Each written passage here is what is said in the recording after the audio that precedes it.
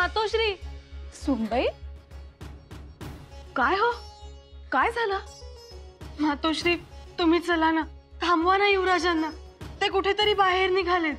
अहो मग जाऊ द्या, नेहमीच जातात ते. नाही, आज न सांगता सवरता निघालेत, रागाने निघालेत मातोश्री. कसला राग आलाय? काय घडलं? थोरल्या मातोश्रींच्या महाली गेले होते. अनाजी पंतांनी तक्रार केली म्हणून बोलावलं होतं त्यांनी. तक्रार म्हणजे तीच ना, नजराणा पकडल्याची? हो. मग तर थोरल्या बाई साहेबांनी कौतुकच केलं असणार या कामगिरीचं. नाही, आम्हाला नाही तसं वाटत. नक्कीच काहीतरी वाद झालाय. त्यांचा चेहरा रागाने लालबुंद झाला होता. दुखावले ते म्हणून निघालेत. मातोश्री, तुम्ही थांबवा ना त्यांना, थांबवा ना युवराजांना, पागेत असतील अजून ते. सुनबाई, रागाच्या भरात एखादा उणा अधिक शब्द गेला असेल शंभूराजांकडून, म्हणून. तसं नाही होणार. आम्ही वचन घेतलं होतं त्यांच्याकडून. उलट बोलू नका, सगळ्यांचा आदर ठेवा. त्यांनी ते वचन पाळलं असणार, पण इतरांनी त्यांच्या गप्प बसण्याचा फायदा घेतला असणार. आपण थोरल्या महाली जाऊन खरं खोटं काय ते सांगू त्यांना. नको, तेच नकोय. उगाच साध्या साध्या गोष्टींमुळे महाभारत घडायला नको. नाही घडणार महाभारत, आणि आम्ही आहोत ना. पुन्हा हा विचारही मनात आणू नका. मातोश्री, आम्ही नाही आणत, पण तुम्ही चला ना, थांबवा ना युवराजांना. चला ना. अहो चला. अहो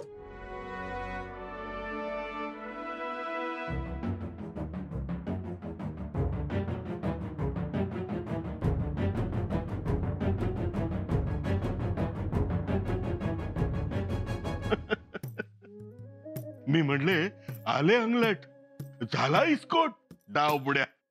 हो ना, अहो मी धास्तावलोच होतो. अहो तुम्ही तर धास्तावला होता, हे बरोबर, पण माझी तर शेंडी धरल्यासारखी झाली होती ना. अहो होणारच. नाही म्हणजे प्रसंगच किती बाका होता. पण आम्ही तेवढेच तयारीचे.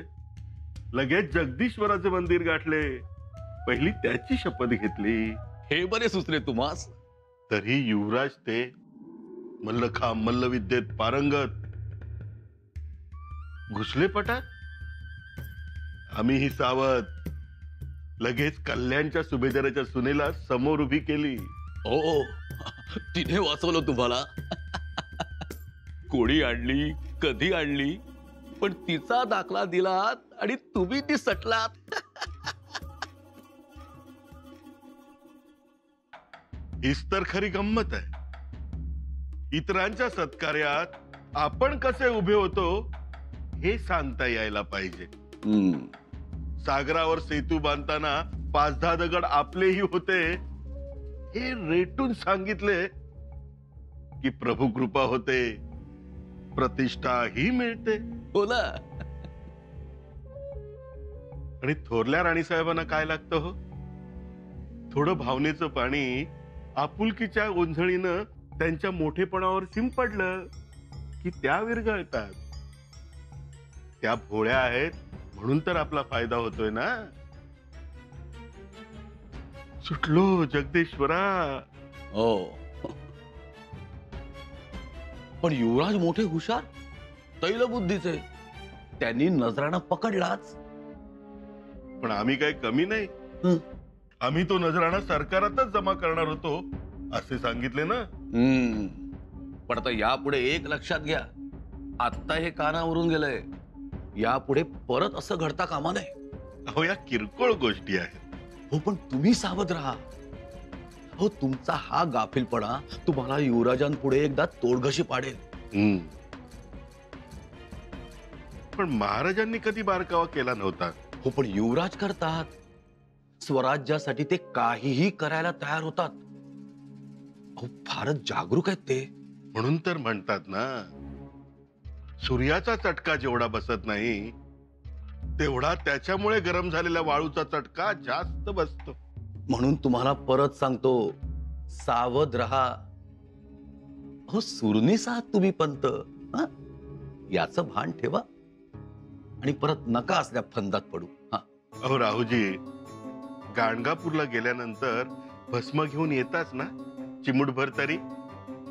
पंढरपूरला गेल्यानंतर बाकीचं जाऊ द्या, पण कपाळी बुका लावता की नाही? मग त्यात वाईट ते काय? मंदिरात आरती नंतर प्रसाद हा सगळ्यांनाच मिळतो, तसा हा प्रसाद समजायचा. मग आपण कधी मोठे होणार? कधी होणार तोंड गोड? अहो पंत, पण धोका आहेच. धोका आहे, पण तो मेखेला बांधायचा म्हणजे हलत नाही. त्यासाठी मेखही तशीच असायला पाहिजे, अणकुचीदार.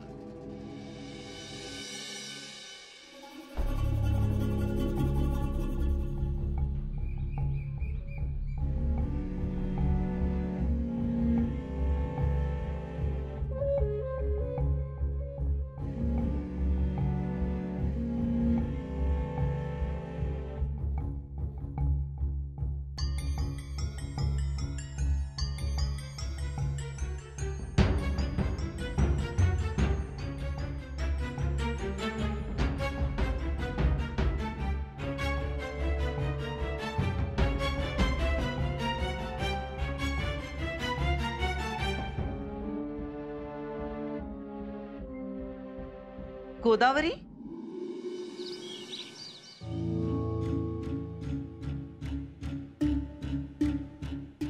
या बसा, पाणी घ्या. नको आम्हाला. कुठं जाणं झालं होतं?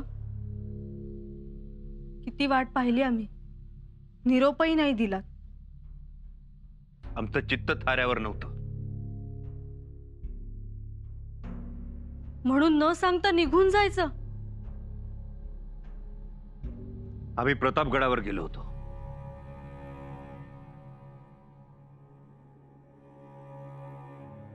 आपण वचन दिलं होतं शांत राहाल म्हणून.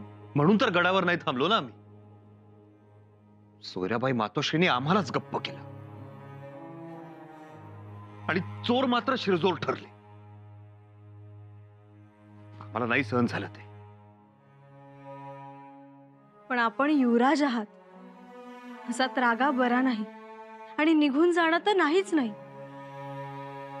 गडावर परराज्यातील वकील येतात, पत्र खलिते असतात, त्यांना जबाब द्यायचे असतात.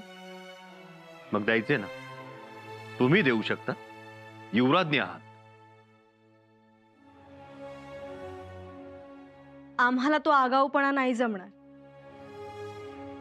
आणि काय हो, तुम्ही वचन दिलं होतं आम्हाला, विसरलात?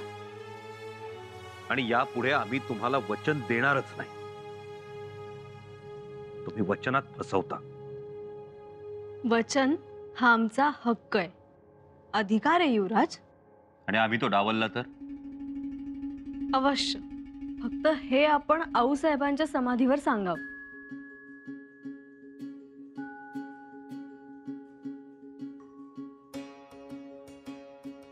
झालं.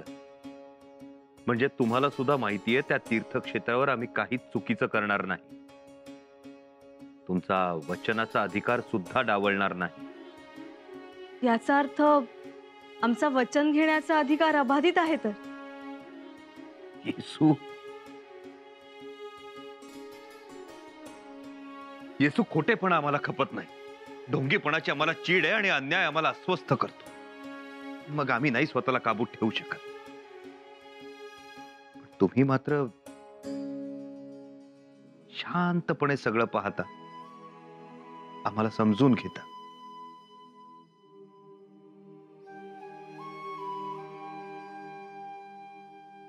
मुळातच तुम्ही खरे आहात आणि तुम्हाला वाटतं सगळ्यांनीच खरेपणानं वागावं, पण तसं होत नाही. तेवढीच तर आमची अपेक्षा होती. अनाजी पंतांनी स्वतःची चूक कबूल करावी एवढंच आमचं म्हणणं होतं. पण त्यांनी ऐन वेळी सोयराबाई मातोश्रींसमोर इतरांच्या निष्ठांचे दाखले दिले. केवळ तुम्हाला वचन दिलं होतं आणि मातोश्री समोर होत्या म्हणून आम्ही गप्प बसलो. पण येसू याच अनाजी पंतांना कित्येकदा पोर्तुगीजांकडून सोन्याच्या माळा आणि रत्नहार येतात, म्हणजे हेच मागवतात, हेही आम्हाला ठाऊक. तरी तरी गप्प बसलो. पण येसू, हे गप्प बसणं शेवटचंच, आणि हे आम्ही आऊसाहेबांना स्मरून सांगतो.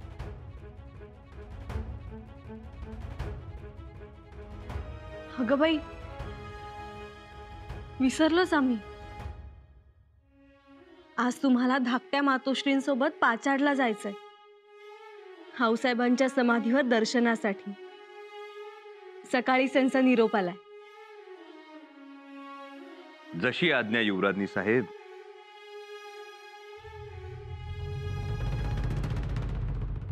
कशी आहेस गोदावरी?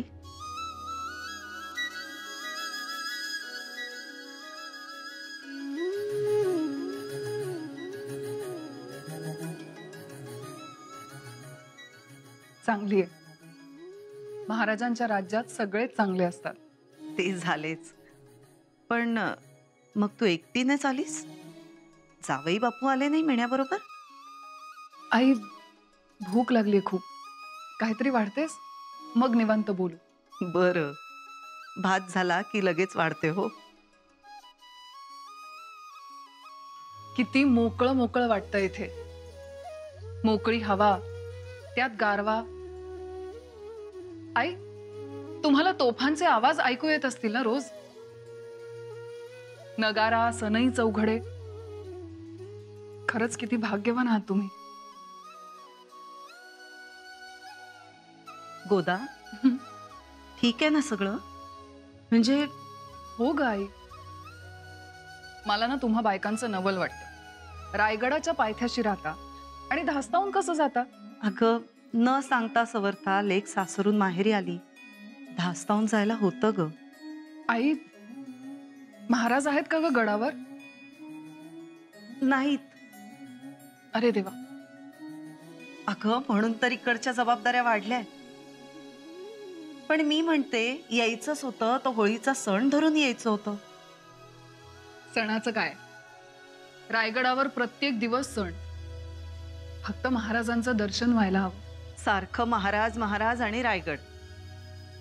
खरं तर गडावरच्याच कोणाशी तरी तुझं लग्न लावून द्यायला हवं होतं. सार्थक झालं असतं माझ्या आयुष्याचं. आहे त्यात सुख म्हणावं बाई. लग्नाच्या गाठी स्वर्गात पडतात हो. आपल्या हाती आहे का ते?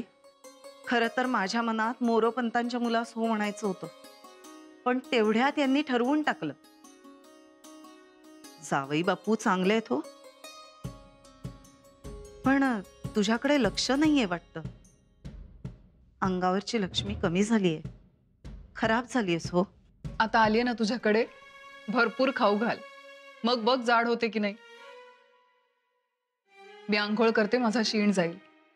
मग तुझ्या हातचा दही भात खाणार आणि झोपणार. गोदा, जावई बापूंना सांगून आलीयस ना? हो का आई? म्हणजे भांडण बिंडण झालं नाही ना? छे ग, ते कशाला भांडण करतील. तू सुखी तर आम्ही सुखी.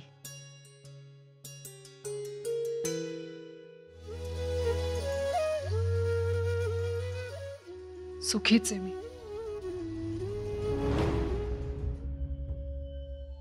तुला माझी किंमतच नाही आणि तुझ्या त्या बापाला सुद्धा. पण एक लक्षात ठेव, मी आता तुमच्या तोडीचा होणार. 2 तळ्याची माडी मी बांधणार आणि दारासमोर 50 घोडं फुरफुरत ठेवणार.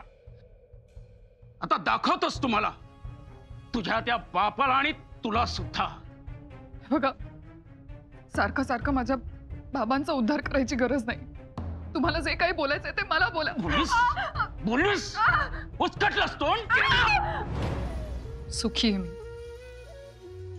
खूप खूप सुखी. सुखातच राहा. हो ना, म्हणूनच बघ ना, मी जाणार म्हणाले लगेच ते हो म्हणाले. सोडायला आले नाही तुला? अगं त्यांच्या मागे व्याप काय कमी आहे का? मी निघाले तेव्हा घरी नव्हतेच ते. आता बघ, घरी आले ना की गोदावरी गोदावरी म्हणून अख्खं घर डोक्यावर घेतील.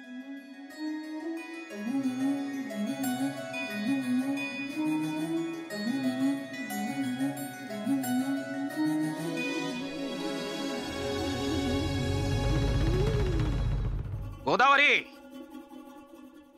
गोदावरी बाहेर ये.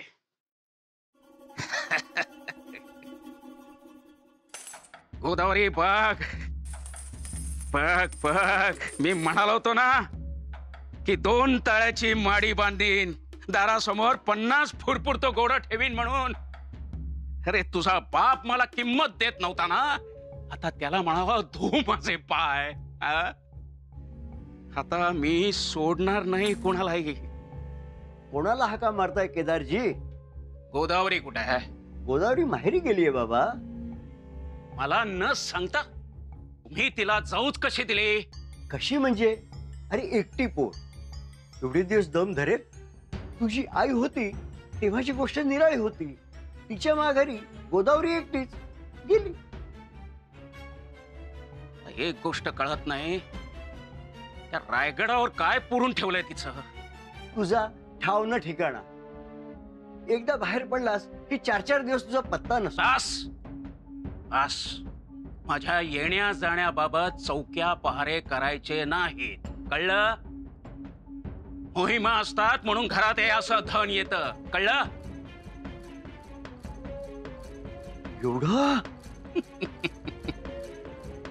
अजून 2 थैल्या ओतायच्या बाकी आहेत. अस्सल बुऱ्हाणपुरी आहेत. बुऱ्हाणपुरी? काय झालं? आली ना तिरमिरी? आ? गोदावरी इथे असती तर तिलाही या मोहरा बघून तिरमिरी आली असती.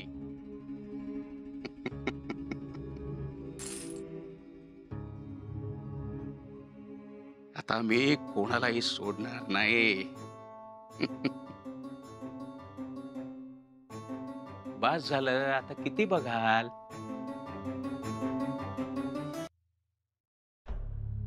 बाबा,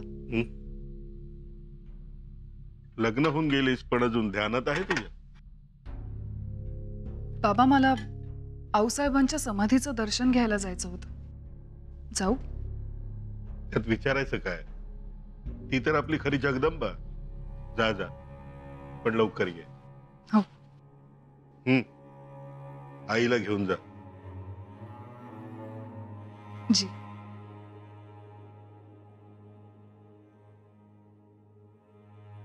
सुपारी कुठे आहे? आणल्यात, घ्या.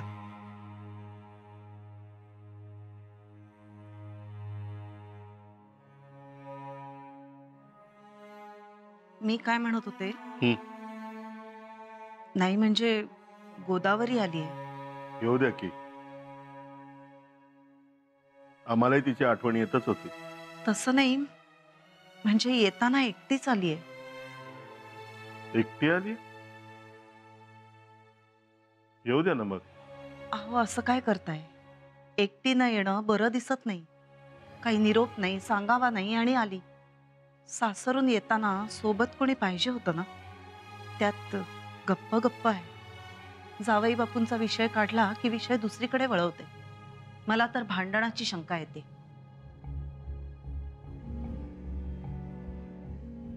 झालं असेल भांडण. नवरा बायकोत होत नाहीत का भांडणं? आपल्यात रोज एकदा तरी भांडण होतं.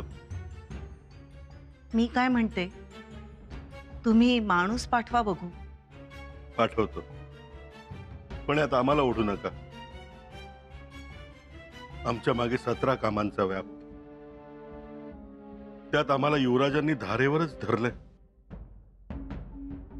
परवा तर चोर होता होता वाचलो.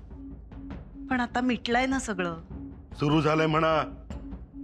कशाला डोक्यात घेताय? झालं गेलं सोडून पुढे जायचं. रणशिंग युवराजांनी फुंकलंय.